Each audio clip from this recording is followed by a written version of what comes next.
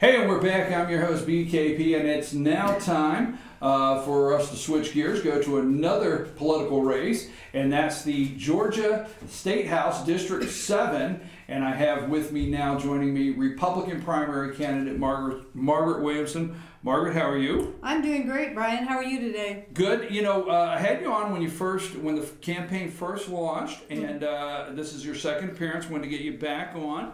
So let's start into, you were here immediately after qualifying. We had you in here, I think, the next week. You've been out there for the last 10 weeks, almost 100 days, campaigning day to day. Tell us a little bit about what you have found that maybe was new to you, or you were exposed to, or you see a little differently since starting the campaign to now in this district. Well, I think when I first came, January 12th was when I started this journey. So it's been 4 months and some. So it's been exciting, and it's been very eye-opening, as you say. It's kind of been a dynamic campaign. As you go out into the community, it really opens your eyes to a lot of needs. I was aware of poverty. I never understood or realized the level. You know, 40% of the district lives under the poverty level, state poverty level. And some people argue that, but that's the figure that I have come up with just in my conversations. I've become aware of the challenges families have with mental illness. And, you know, it's Wall Street Journal had an article on it. Times had an article on mental illness, and I'm seeing it firsthand. I'm seeing moms that are just grieving over the loss of a child to suicide. And I'm looking at all of this and I'm saying, why? We talk about it all the time, but where does that go? We can't just talk about it anymore, Brian. There's a real need. And you know, I also discovered in looking at mental illness, and by the way, I have a great article that was published in the Fan and Sentinel about mental illness that you can go and look at. But back some time ago, George Bush signed into law that insurance companies that provide health care insurance, there is supposed to be a parity between what they cover in surgical and physical health care and mental. And that's not being enforced. So I would certainly work on having legislation that would bring these insurance companies up to speed on what they would cover. So I also found out that there are a number of industries here that are suffering because they don't have the skill sets necessary. I spoke to a home builder, and he's retiring, and I said, well, why? You're still young. And he says, yeah, but all my workers, my crew, they're getting older and they're retiring and I have no replacements. I also discovered some challenges that the agricultural community has. And, you know, they sustained our economy during the Great Recession. And now we need to be doing a little bit more in the way of helping them and getting government out of the way in what they're doing. So you've got the chicken growers, the vineyards, the cattle raisers, and what am I missing? Apple orchards. So I was surprised too to find out that the number of the apple orchards are bringing in their apples. They're not growing them anymore. Now there are some that still do, and I applaud them for that. But it's become difficult. Okay, well, going around the region here, the District 7, for the last couple months, what do you feel? Do you feel today when you set out, and I say this because not only you will understand this, but you'll understand the day you went down to the Capitol to qualify to run for this office. Right. And today, do you still have that same passion for why you went to the Capitol that day? I am. Is it more? I am more convicted to really do something for this district. Not just to show up for a photo op or to bring a little gift, but actually to be out there talking to the people and finding out what the real needs are. And then seeing solutions. And you know, many of those solutions have already been introduced at the state capitol, but they don't go anywhere. Reducing state income tax, not just reducing it, getting rid of it altogether. That would stimulate the economy. That would give people their money, let them keep their money to spend on the things that they want to, or save it, invest in their children's education. I see education. We spend over $13 billion a year, but we're not getting the outcome for that money. I'd like to see a forensic audit of the Department of Education, find out where that money is being spent. And I don't object to the money being spent, but I just want it spent wisely. And there are a number of legislators that also feel that way. A lot of people ask me about gun rights. That's a big thing here in the district. And I support constitutional carry. I do have, I'm a member of the NRA, a member of GGO, and I do have a license to carry. And so that's a constitutional right. And other constitutional rights like freedom of religion, well, I already mentioned constitutional rights. Those are very important to the people up here. Let's see, what else would, and then again, bringing in jobs, companies that will pay a salary that would sustain a family. I said, there's so much poverty here, but we could bring in manufacturing groups, but we have to provide a skill set. And I'm showing my age because I remember back to vocational institutes where you actually, students that weren't college bound, but they came out of high school with a skill set that then they could go into a manufacturing company, and they could work as an apprentice, move up, get a better salary, and stay here in the district, not have to go further afield. So I already, there's a couple here.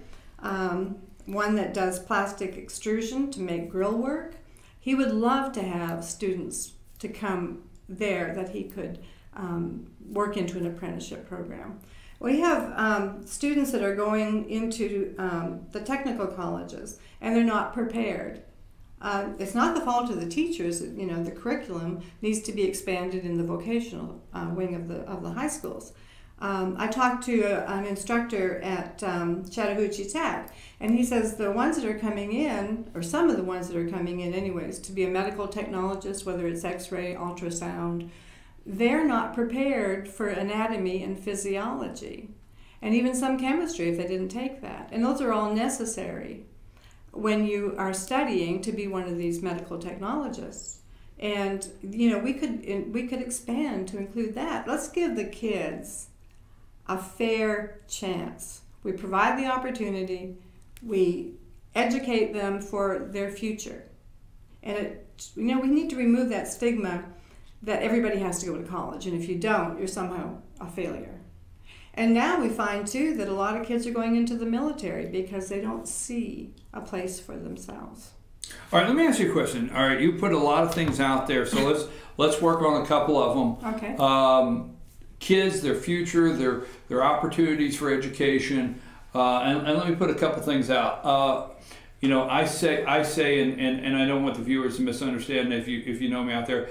Sometimes when I say I agree, no matter what candidate is sitting in the room, if I agree with something, I agree with it. I do think we're at a time where not every kid has to go to a 4-year state or college for that 4-year degree. There's a lot of very well-paying jobs in the trade that we're back to a time where actually a good high school diploma can get you a job again. Right. Okay, when it used to could, and then we went through the phase everybody had to go to college. Where I'm going with that is, so what you're saying is, now I'm going to say Lanier Tech, I think I'm right, and just last week I was somewhere where I heard Governor Deal say that Lanier Tech has identified 17 jobs, if I remember right, 17 jobs that are needed immediately in the state.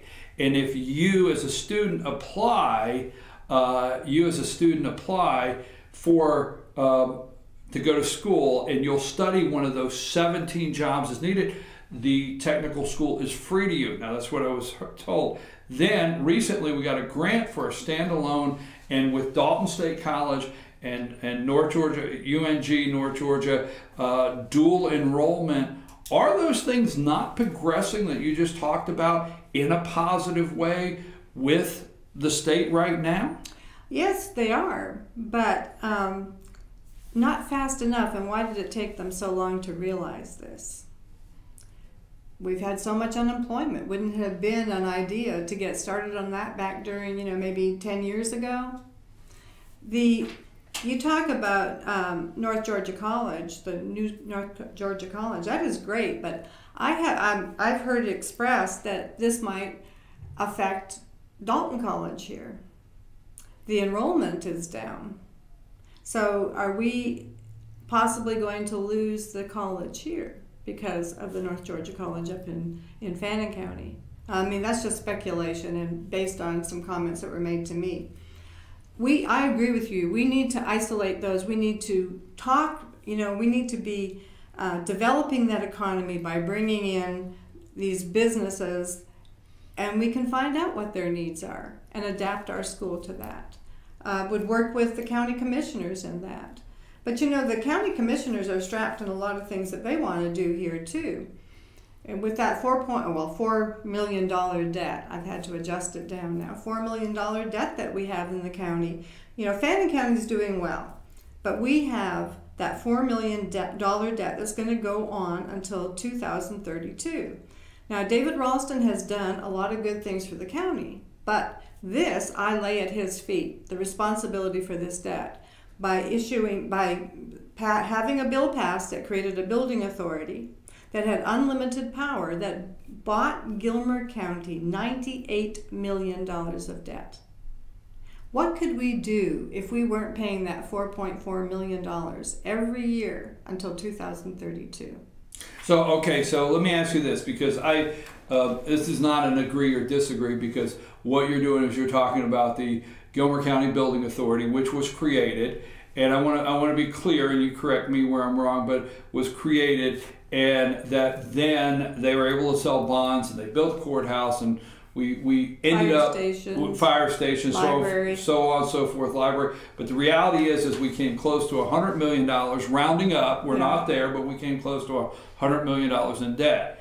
Now, that being said, and you said you lay that at David Ralston's feet. I do. Okay, but every representative in the state, if you're a representative, are you going to tell your local constituents, your local governments, no? And here's what I mean by that, because all the representatives in the state or state senators, it is the protocol for them to carry the legislation. So let's just say a chairman says, hey, we have voted as a commission, we want to do some local legislation, we want to create a water authority, we want to create an airport authority, okay? So they call their representative, tell me where I'm wrong, and they say, this is what we want to do, and we would like for you to take that, because to get an actual authority, it needs to go through the legislation. Right. Okay, so as representative, because you just laid that at the speaker's feet, as representative, if authorities or different authorities in the district you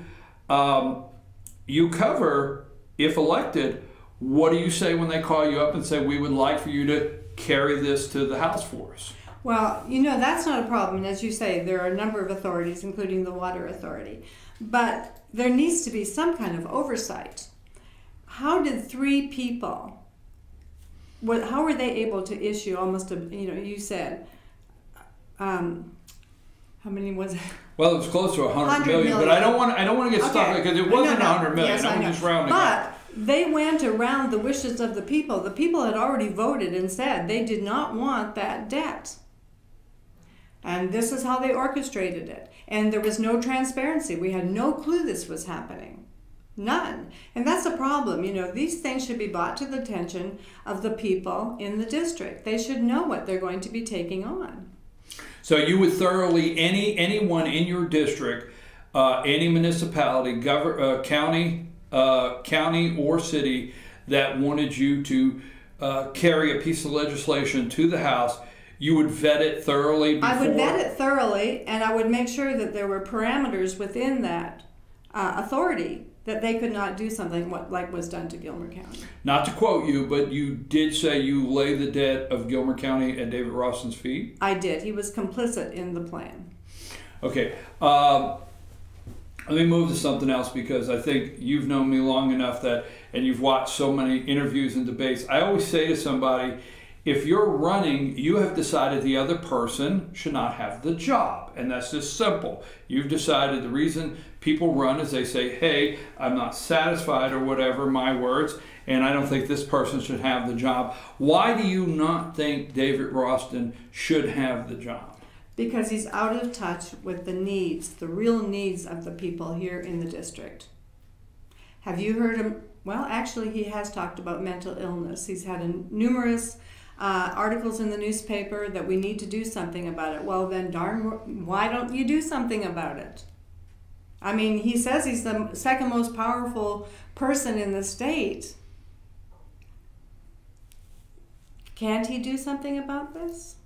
Why would he not force, or I hate to use the word force, but why not would he pass legislation that would encourage the health insurers to do what they're mandated to do by a federal law?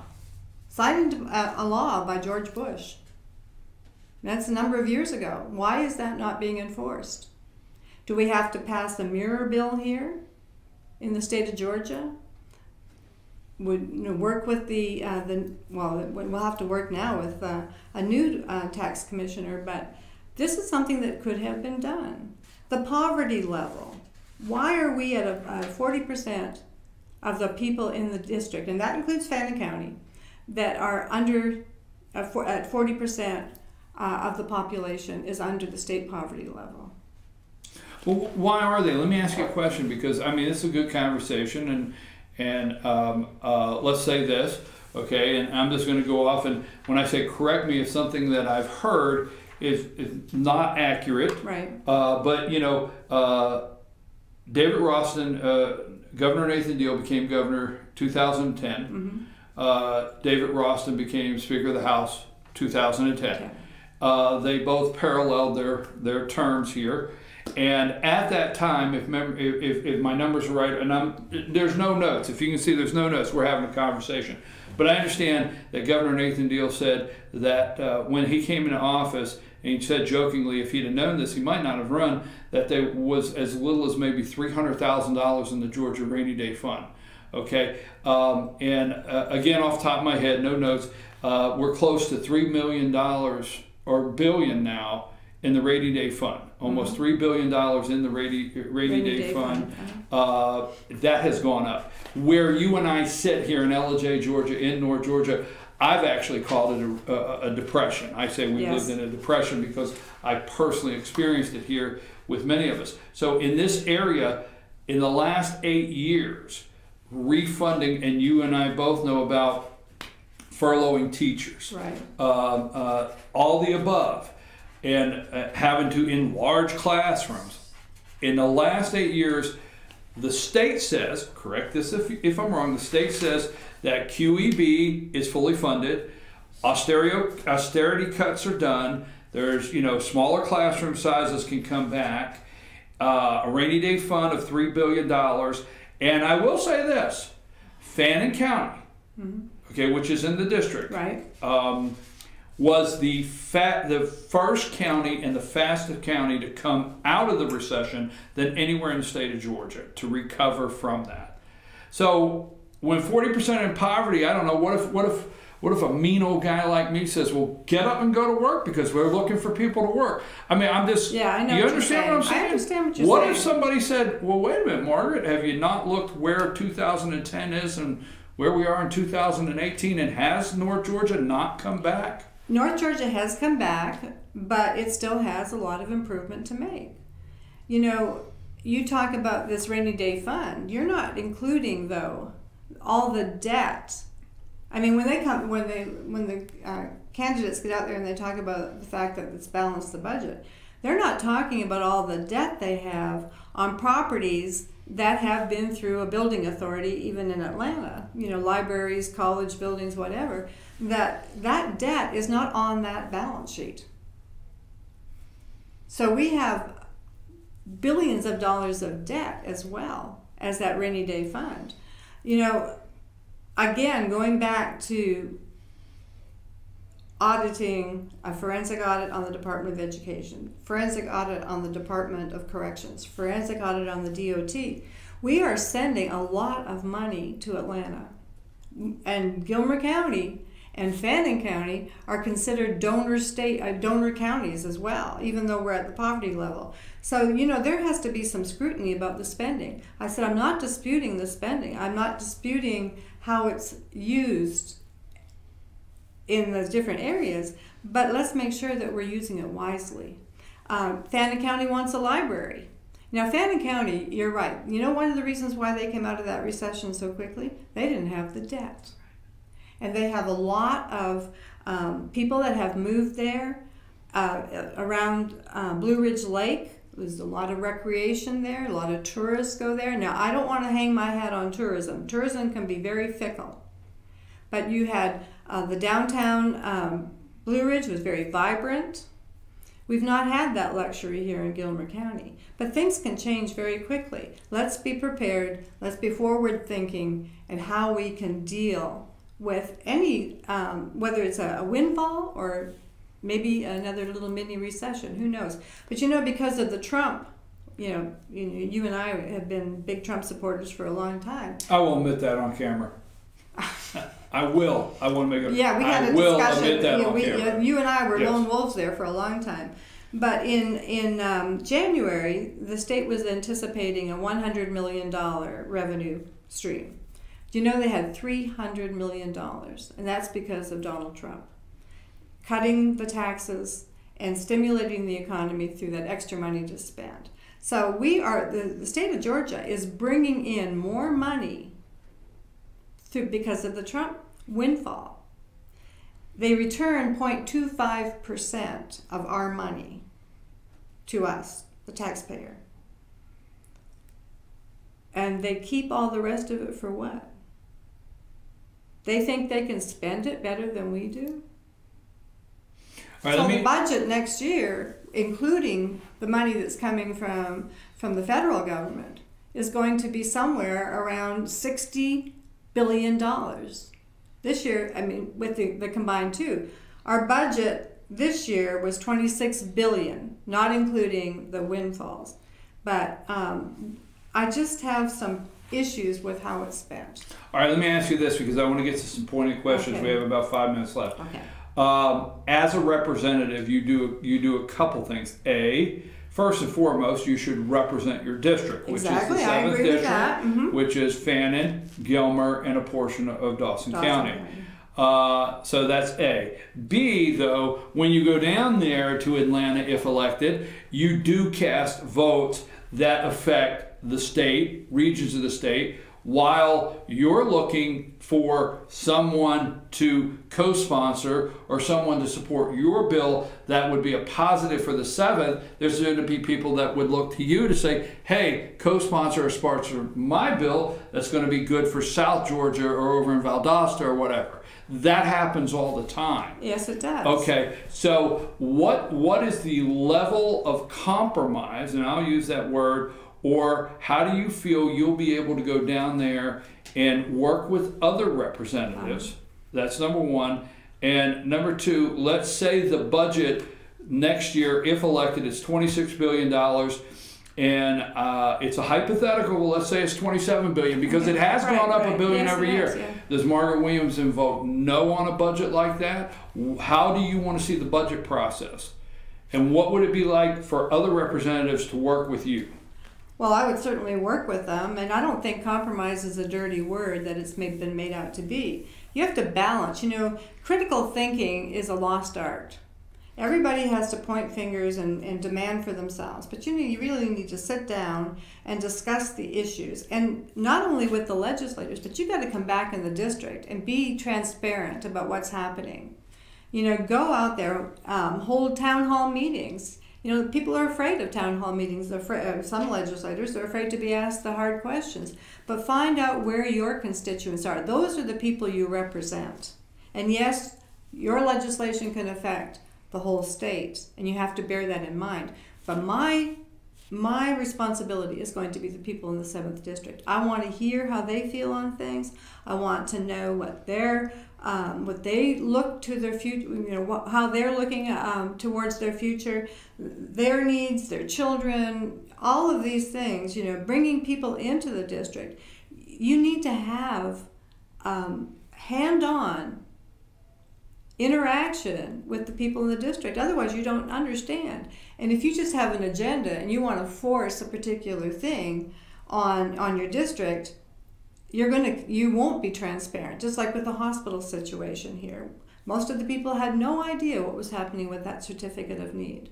And now that it's been signed into law, the chances of us having a hospital here for a long time is not a probability. And you know, that was just very disappointing and discouraging to me that we did not know what was happening. Well, let me ask you this, Margaret, and I apologize. I'm not trying to be disrespectful, but I've known you for now since the day we opened FetcherNews.com. You and your family, so I feel comfortable. Yeah. Is that okay, yes, Mark? Uh-huh. All right. Let me ask you this, Margaret, because this I know. Since I've met you, you go to the Capitol during session. Yes. There's many committee hearings that you have sat in the audience. Mm-hmm. There's committee hearings that you have testified in. Yes. There's rallies you've attended. Yes. There's doors you've knocked on at the Capitol telling other representatives around the state, don't vote this way, right. Or this is my reason. You've done all that yes. for years. Uh-huh. Very active at the Capitol. Yes. Know most of the representatives, maybe even some Democrats, but you know most of the yes. representatives, right? A lot of them, yes. All right, I'm going somewhere. You know most of the senators. Uh-huh. Okay, if you were sitting here and you were running for House of Representatives, uh-huh. I would say to you, if elected, would you support Paul Ryan as Speaker of the House? I'm not looking for an answer. Well, I'll tell you, I wouldn't. I know. Well, I knew that answer. Wasn't looking for it, but okay. He's retired anyways. Okay. But anyhow, I'm getting the reason why I think this question is important. If you were sitting here today and you were running for U.S. Senator, I would say to you, and as you well know, I would support Mitch McConnell. You would support Mitch McConnell. Okay, now. I'm transparent. Okay, well now you're right up to where we're at. You know Atlanta, you know the representatives, mm-hmm. you know the caucus, you know. And that I'm sitting here very affirmed right now. If you were to be the winner, if you wake up Wednesday morning and be the winner, not only will David Ralston not be Speaker of the House, but Representative at 7th, he wouldn't be Speaker of the House Wednesday morning. That's great. Okay, that's great. So you caught what you wanted. That's great. That's what you say. That's great. You don't want him to be Speaker of the House. I want a real conservative to be there. Who? Yes. Who? You know, somebody was asking me that the other day. We sound like owls. Yes. Who? Well, hoot owl. Who? Because I want to know. Because the reality is if this district, and I do want to let the voters know, you know, there's other districts. Off the top of my head, I don't know the number of districts in the state of Georgia, but guess what? All of them out there do not have the Speaker of the House, and they are economically moving along. Yes. And I know we put emphasis on that. I've seen the upside of it. But I also understand the world wouldn't end in North Georgia. No. I will say that. But that being said who do you want to be Speaker of the House? Because I do know you well enough to know Wednesday, if you win, you know what's happened. And there's somebody out there that says, I want to be Speaker of the House. Who would you want to go support? You know, one of them that I would support is Jason Spencer. Jason Spencer is one of the most transparent legislators there in the House. He sends out newsletters every week telling his constituents of all of the bills that are important that he knows his constituents are concerned about, and how they affect the district and how they affect the state. He always is explaining the bill, and he never tries to dress it up or make it anything that it isn't, and he's a strong conservative, and he has stood against the establishment there in Atlanta. And you know, he serves on committees. I've followed some of his bills that he has sponsored, and I've been in the committee rooms to hear his presentation, and he's one that I like. Are you aware of his interest in being speaker, or just somebody? No. I mean, nobody's expressed an interest. You do that, and you're going to get a broom closet for an office, and you don't appear on any more committees. Yeah. What are you thinking? The mop is your administrative assistant. That's right. Okay. Look, we got 2 minutes. Okay. We've had a great conversation. We've been all the way around the block on several things. What did you want to express to the viewers the day before election that we may have missed out? Okay, well, I know that the voters are going to be very happy when this is over, because there are signs everywhere, you know, campaign signs. But I just want to let the voters know that 90% of the contributions to my campaign have come from within the district. 90% of my opponents' campaign funds have come from outside of the district, and some even from outside of the state. So when you look at those campaign signs, when you look at those big blue signs out there, you think, who is he going to represent? The people that are giving all the money, or you? Now you look at my sign, my beautiful signs, and you think, she has got all of her contributions from, or 90% within the district, and who is she going to represent?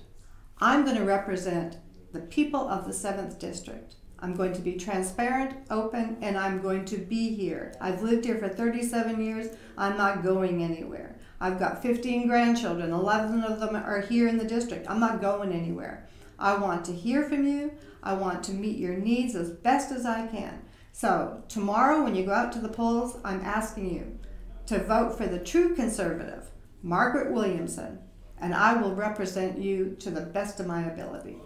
Thank you, Margaret. We appreciate it. And again, we always say FetcherNews.com thanks you for your willingness to serve, and we wish you well. And we're going to take a break, folks.